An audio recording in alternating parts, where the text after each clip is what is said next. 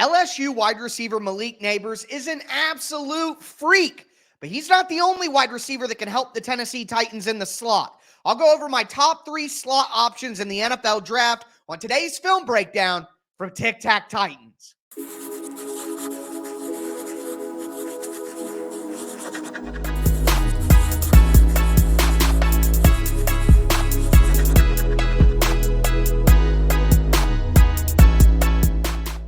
Titans fans, welcome into another film breakdown from Tic Tac Titans, your home for Tennessee Titans film content.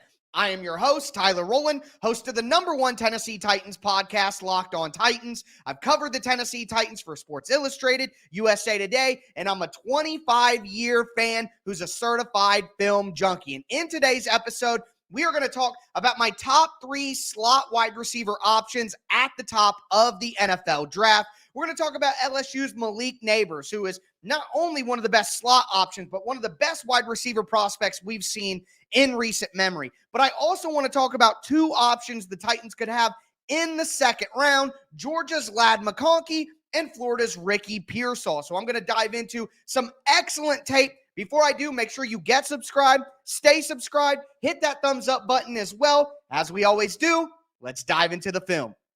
We're going to start with Malik Nabers, LSU wide receiver, who could be a top 5 pick in this draft. But before I dive into the tape, I want to remind you guys of a comment that Brian Callahan said recently at a press conference. He said, we need someone to emerge from the slot in our 3 wide receiver sets. So while DeAndre Hopkins and Calvin Ridley could both play in the slot, it's clear that the Titans are looking for someone that can be on that inside position when they have Ridley and Hopkins on the outside. And there is no one in this draft more explosive in the slot than Malik Nabers. You have Malik Nabers right here in the slot, and Alabama is in a man concept. So you got man right here, you got man right here. 13 is going to have man coverage on Malik Nabers, and then you're going to have this safety rolling from this side back to play single high. And it's obvious from this play just how Malik Nabers' explosiveness and speed shatters what defenses are trying to do. So while you have that man concept and you have a single high deep safety, you're going to have Malik Nabers running a simple slot post route, okay? Now, there isn't some incredible route nuance here, some incredibly complicated route concept. This is just Malik Nabers being a better and more explosive athlete than everybody on the field. So you have that man coverage with 13 in the slot. What I want you guys to see when we roll the clip here is how quickly Malik Nabers eats up the cushion that 13 right now is playing 7-8 yards off of Malik Nabers. And it just simply doesn't matter because Nabers is just such a supreme athlete. So just watch how quickly that cushion is gone between the cornerback and Malik Nabers. Boom. And once he makes that inside move, once he decides, hey, I'm going, all right, right here, boom, 13 is flat-footed. It's too late. And remember, 8 over here is supposed to have single high help. But it is too late for him as well because Malik Nabers has elite speed, and he would have elite speed in the NFL from the day he walks into the building. Boom. I mean, this is a man against children is what it looks like. And this is Alabama, one of the best, most physical, most well-coached defenses in college football history.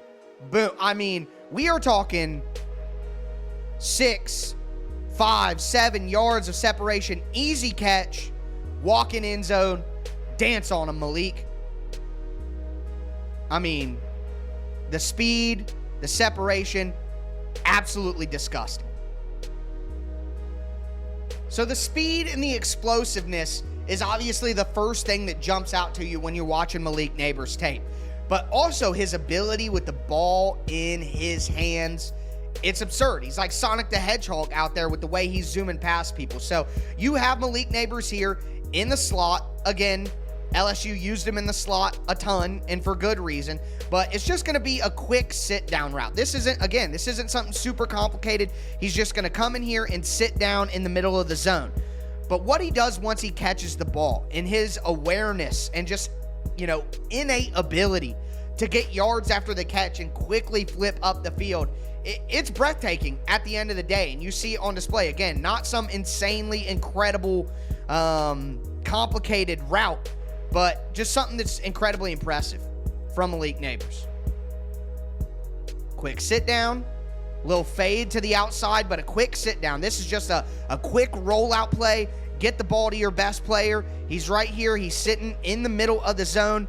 Get the ball to him and watch him do work. And again, DeAndre Hopkins, Calvin Ridley, very good wide receivers with their own traits, but neither of them have the yards after catch ability that Malik Nabers currently has.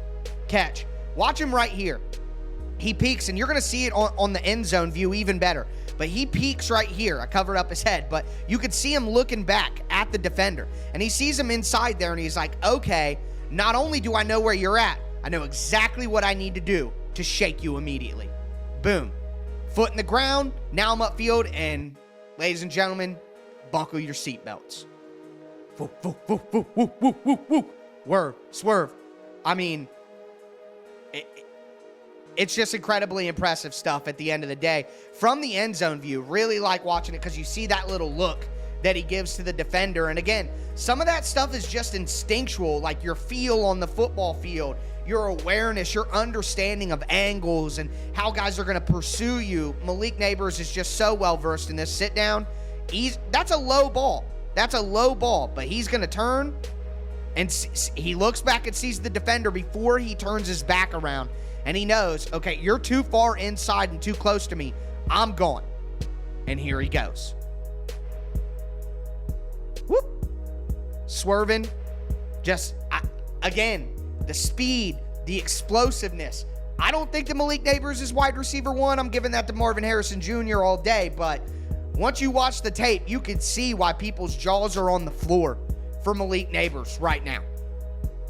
Okay, for play number 3, you're going to have Malik Nabers again in the slot right here. And Florida is in kind of a matchup zone situation. You're going to have man coverage outside here, but this safety is kind of reading what Malik Nabers is going to do. You're going to see some backside zone here with this guy matched up, and the safeties are kind of just reading what are we going to do here, what threatens our zone. That's the guy we're going to match up with when things happen. You're going to see Malik Nabers run kind of a deep out route. So he's going to kind of bend it inside to sell it to the safety, and then he's going to break back outside. And when you have the vertical route here on the outside clearing the corner, it's going to leave a wide open spot over here on the sideline for Nabers to get the ball. But watch what his speed does to threaten this safety. He completely spins the safety around.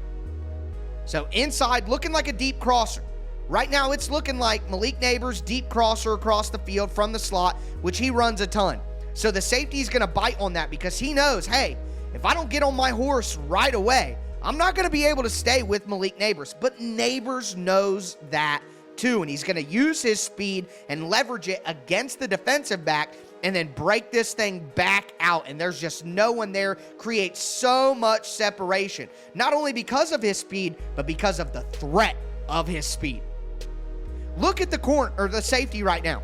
Look at him. He's looking the other way. And Nabers has already turned. You're cooked, man. You're absolutely cooked. He is causing cornerbacks to do 360s out on the field. Absolutely berserk. But that's not just it. That's not just it. That's not all you get when you watch Malik Nabers. Watch Nabers turn into a runner. He's on the sideline. You think, okay, stepping out of bounds. Good catch, good gain, explosive play. He's going to go out of bounds, right? Nah. All right, now I'm squared up. Now it's me and you one-on-one. Come on, bro. Look, and it's not just the speed. He is playing through contact, breaking a tackle with the stiff arm, keeping his balance, and then back to the speed. Look, the guy can't catch him. He's reaching out his arms. He's trying. Speed and pass. Another stiff arm. Fights through contact for a good 7, 8, 10 extra yards fighting through contact.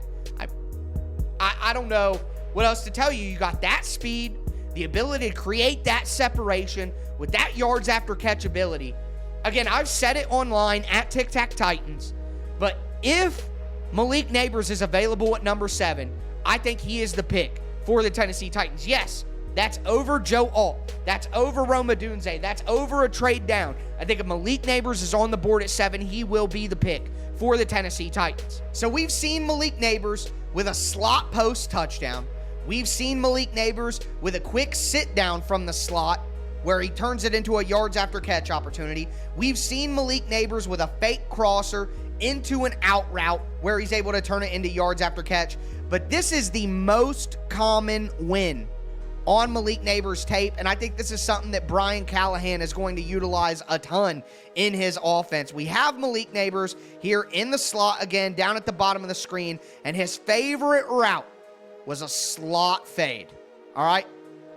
Let me move myself out of the way, but a slot fade, okay? Because at the end of the day, if you clear space out here and you have a slot defender on Malik Nabers, he is going to win with speed, and he is going to get that edge and get to the end zone. So I have 5 slot fade touchdowns in my notes, and I had to choose one, and this is the one I went with, just so you guys know how deadly he is on these routes. Again, just setting you up right here, setting you up. What am I going to do?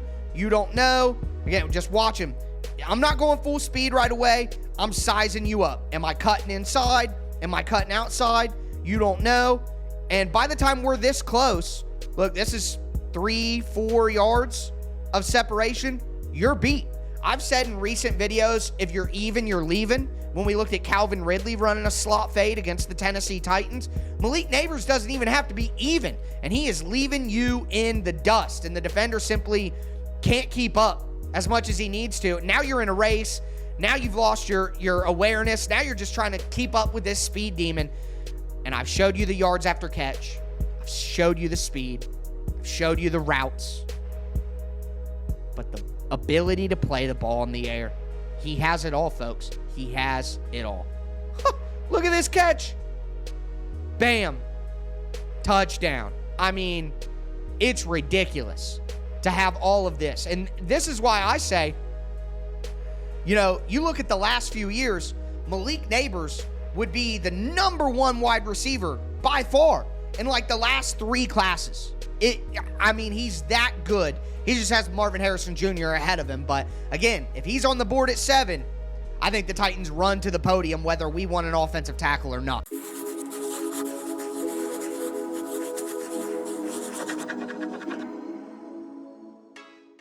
All right, now let's take a look at Georgia wide receiver Ladd McConkey. And I feel like there is a natural mistake that people make when they think about Ladd McConkey. People think, you know, white guy, can play in the slot. He's probably quicker than fast. He's gritty, but no. Ladd McConkey ran a 4.39 40-yard dash. He has really great speed, and he can play on the outside, but I think he can really be a threat in the slot at the next level. So you're going to see McConkey down here. All right, and what he's going to do is, and you're going to see this commonly, we saw it with Nabers, he is going to run the deep crosser. So he's going to come in here, and then he's going to work his way into the middle of the field. And while Malik Nabers just is a pure speed demon, we see Ladd McConkey really run some smart routes. And it's not just about getting to the right spot. It's about having the correct tempo in your routes to sell it to the defense. And we see that here because he doesn't go full speed the whole time. So watch McConkey come out. This is not full speed. All right, he's selling it to the defense right here. Just probably 75, 80% speed. Watch him fake the outside here because this deep safety's right here. All right, so he wants to push this cornerback and this safety back this way because he knows that he's coming right over here. All right, so I want to try to push these guys this way to give myself extra room. That's nuance, that's intelligence, that's awareness. All right, so Ladd McConkey does that, but then he breaks it back in. Did you see that? It's beautiful. All right, let's rewind just a touch. He sells it with his head. Look, he's looking this direction right there to sell it to the defenders before he breaks it back over. And look at that snap on the route to snap it across, bring it laterally. Carson Beck gets a good throw to him. He catches, but here's why I wanted to show you guys this play. Because people think about Ladd McConkey in the wrong way. Going up against a Florida defense here, look, I'm no SEC expert, but I would imagine that Florida's defense has some pretty good players who are pretty fast. I mean, Javon Bullard is somebody who's going to be drafted. Watch how he turns this and beats everyone to the end zone. This is 4.39 speed. This is not Julian Edelman and Danny Amendola and Kyle Phillips. But no, this isn't quicker than fast. This is fast. Boom, boom, boom, boom, boom. They're not catching him. Florida athletes in the Florida secondary, not catching him. Skirt, touchdown, Georgia. That is route running nuance. That is understanding, and that is yards after catch speed that I think people don't give Ladd McConkey the credit he deserves. Another play that demonstrates similar qualities here. So you're going to have Ladd McConkey at the point of the trips right here. And what he's going to do is he's going to sell the post route. So he's going to come up here, get a little bit of width outside, sell the post, but he's actually going to break it in for a deep in route right here over the middle of the field. And again, the way that he sells his routes, one of the better route runners in the entire class, period. And then he has the speed to go with it after he catches the ball. But what I want to point out also is how he catches the ball in traffic, because things get a little bit muddy. But before we get to the catch, of course, watch the route. And like I said, gets a little bit of width. Now look how he snaps it vertical. Now it's like, okay, I got width. Guess what's coming, folks? I'm going to the deep post. But he snaps again right here and cuts it into a deep in route. I mean, this is advanced stuff. Boom. Look at that. Sink the hips. Break the route. Get inside. And watch how he cuts it. Look at all this traffic right now. The ball is in the air. And he has 1, 2, 3 Florida defenders right around. His own man is right around him. This sort of traffic, this sort of garbage, he's able to make the play, stay focused, catch the ball. High point. Now again, underrated, the yards after catch ability for Ladd McConkey. Watch him race through the Florida defense here. Skirt. Put the brakes on. Back inside. Now, you know, he's no Malik Nabers, but at the end of the day, he has the speed, the agility, the yards after catch chops to make huge plays. And in the slot with Ridley and Hopkins, oh boy, that would be nasty. Play number 3 from Ladd McConkey is so much fun for me. And again, this is about how these guys would fit within the Tennessee Titans offense as a slot in the Brian Callahan offense. And one of the big things for me is Will Levis's arm strength.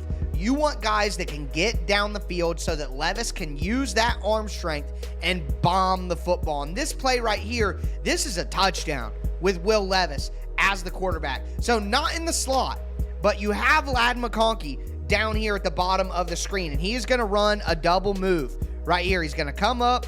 He's going to do a little choppy step right here like he's sitting down on a curl or an out route, which Ladd McConkey had the best out routes of anyone in this class. So good on the out route. But then he's going to move up the field on the double move. And, oh man, the cornerback just gets absolutely roasted. But again, this is not a touchdown because Carson Beck doesn't throw it out further enough. And then McConkey has to come back to it, which is a good trait to have because it's not always going to be perfect, of course. But with Will Levis, this is a touchdown, no question. So watch him sell this sit down. Boom. Now, one other nuance I want to point out here is you see how the cornerback has his head turned inside and his back is to McConkey? Wide receivers have to be able to work the blind spot. All right, if you can get into the blind spot of the cornerback and they lose visual of you, you can absolutely roast anybody. And McConkey has a great understanding of what it takes and where he needs to be to get into that blind spot. So now, I mean, you're done. As a cornerback, you are absolutely cooked. McConkey is gone. I mean, look at that. This is a touchdown every single time with Will Levis at quarterback. Now, the ball is underthrown. McConkey has to stop, come back to it, but look how he catches it on the run. Comes back to it, catches it on the run, keep his momentum, fade inside, shake a couple guys, dive for it. He still almost scores because he squirts through all of those defenders and ultimately gets taken down on the 1 yard line. Like, again, the yards after catch ability and the speed of Ladd McConkey is underrated. He gives you everything that you want in your typical white slot receiver that everybody typecasts him as, but he gives you much, much more, which is why he would be a great fit at number 38. But that's not it. I also want to talk about how McConkey can be a threat in the red zone. And right here we have him as the inside slot. And he's going to run one of the most deadly red zone routes in football, and it is the red zone corner route, okay? And you see this every Sunday because the idea is if you have man coverage, man here, and you can get these guys going inside, there's going to be nobody home. So if you have a wide receiver that can win one-on-one like Ladd McConkey can, this should be open nearly every single time. And look, just the simple design of it doesn't have Ladd McConkey open, but his understanding of defenses, of leverage, of where to be, allow him to make this an easy throw and catch for a touchdown from his quarterback. So here we go. Fade outside just a little bit, snap it off. Now look, if Ladd McConkey were to run this as a pure corner route and drift upfield, his defender might be able to stay with him. But what he actually does is he breaks it off more horizontally right here. And the defender isn't able to stay with him because of it. So this is a good example of understanding leverage, understanding where you're going to be open, understanding how to create max separation from the defensive back. And easy touchdown for Georgia in the national championship game. Boom. Reliable hands, great routes, top tier speed. Would be an excellent option for the Titans. But now let's talk about Ricky Pearsall.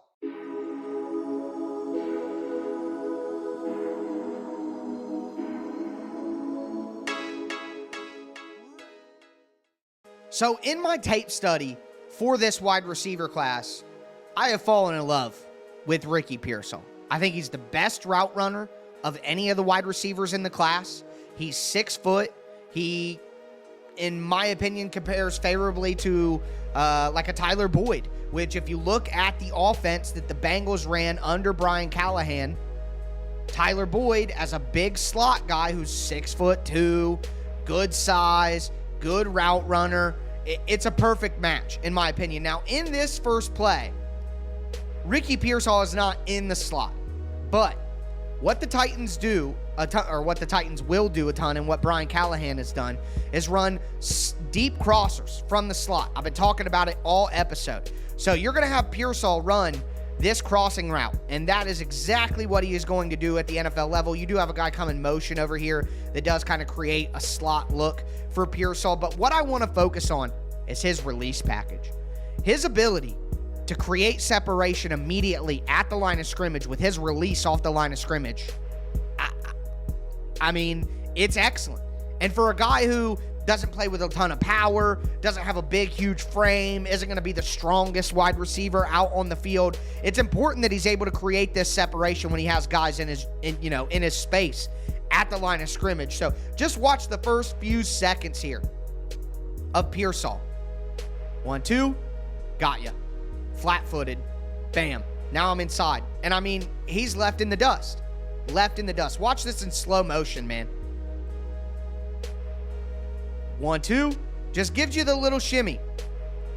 Am I going in? Am I going out? And now I'm through. And here, great speed across the field. Trailing 3 yards of separation. Easy throw for a quarterback. He is going to be a quarterback's best friend because of the separation that he gets immediately right off the snap. The defender is literally tripping and falling because he's trying to catch up with him. Now, does he have the yards after catch ability of Malik Nabers or Ladd McConkey? No, I don't think so. I don't. But, he's still got some. Whoop!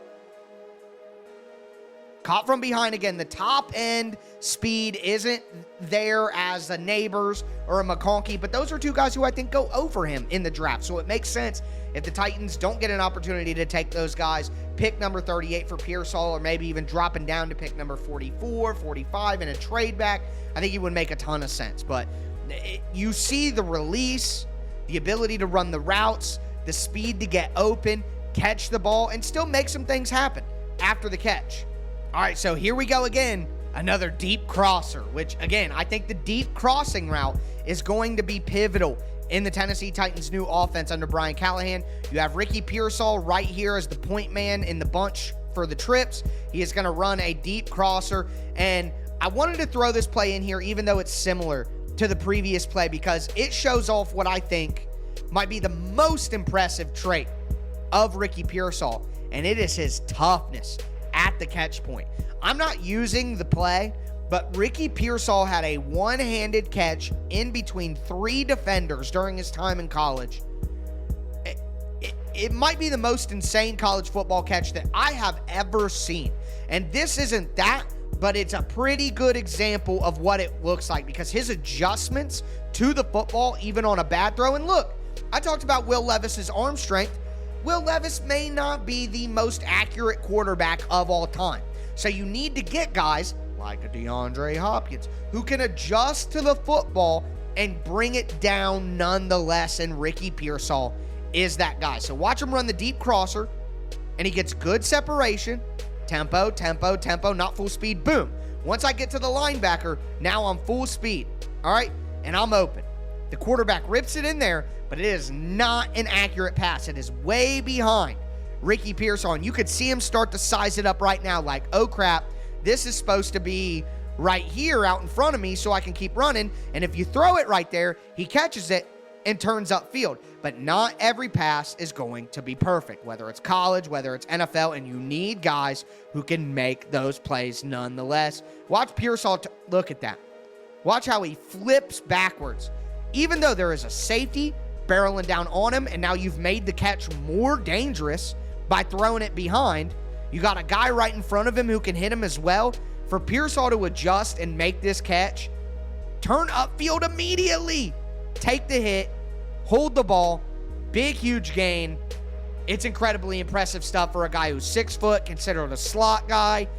He's got such catch toughness, man, and that's the type of football player I want playing with Will Levis. All right, so our third play for Ricky Pearsall here, he's again down in the slot right here, but this time he's going to run a fake deep crosser and then kick it into an out route. All right, and I just love the nuance here of everything that he does, and the combination of everything that he has is on display in this play. So he's going to come out, and his whole goal here coming out is to manipulate this defender right here, okay? And he's going to do that perfectly. Watch how he cuts inside just a little, boom, and the defender sees that. Okay, you're running a deep crossing route, which you probably run, without watching every Florida game, you probably run 10 to 15 times a game, this deep crossing route, all right? So the defender sees it, and he's like, all right, he's going inside. But Ricky eventually, Slick Rick, Pretty Ricky, as they call him down in the swamp, as the defender turns his back again to look back to the quarterback, okay, now you are screwed. And this safety is supposed to match up with this deep route right here, but he doesn't do it because this cornerback is going vertical right here. And Ricky perfectly peels it back in here. But not only did he use his route to influence this defender, watch how he's able to create max separation from the barreling safety as well. So he turns it in, and the safety has a pretty good angle right here. He's on it, all right? But what Pearsall is going to do is he's going to fade his route back here this way to give him even more separation from that safety. And he needs every single yard of separation he can get during this play with how late the ball comes. Look, he still fades inside, and now he's close to this defender. But again, a tough catch. This guy catches the football. Boom. Comes back to his quarterback, makes a great catch, first down, big play. Again, Will Levis may not be the most accurate quarterback to ever live. And guys who can come back to the ball and make tough catches are critical for this offense going forward. One more Pearsall play to check out. So I talked about Malik Nabers on a slot fade. I talked about Lad McConkey having great out routes. Well, one thing I saw from Ricky Pearsall over and over on the tape is the slot post. Okay, he's able to get such separation and make such tough catches that those slot posts are just absolutely fantastic for him to run. Get myself back in the right position here. But you have Ricky Pearsall down in the slot, again, right here, close to the bottom of the screen. And he is going to run a corner post, I would call it, because he's going to come out vertically. He's going to fake the corner, and he's going to bend it back in on the post, make a physical catch, and then get into the end zone. And his ability to run routes with the speed and the toughness at the catch point, again, this shows it all. So vertical, I'm going to eat your space. Look how he turns his head. Look how he turns his head out here. He is selling the corner route, thinking, hey, I'm just going to bend it right here. Gets the defender to come with him. Boom. Look at that snap. Oh, my God. It does something to me. Look at that snap, man. Boom. The defender's back his turn. You're in the spin cycle, buddy. You're doing a 360. And by the time the defender gets turned back around, it is too late. Look at the separation. 5 yards separation. That is huge. And look, he knows, hey, this guy's on my back. This guy's barreling down.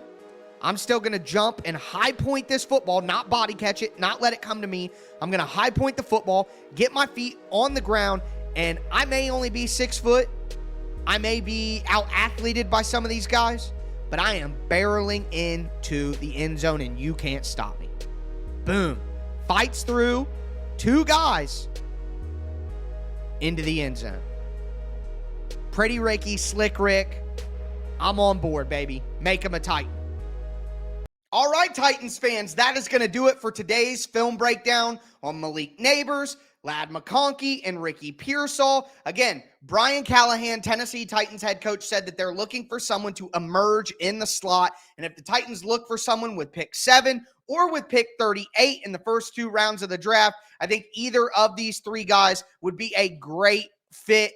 What are the Titans going to do in the draft? I don't know, but what I do know is I'm going to have some great film content coming up for you on whoever they draft. So again, get subscribed, stay subscribed. Thank you for tuning in to another film breakdown from Tic Tac Titans.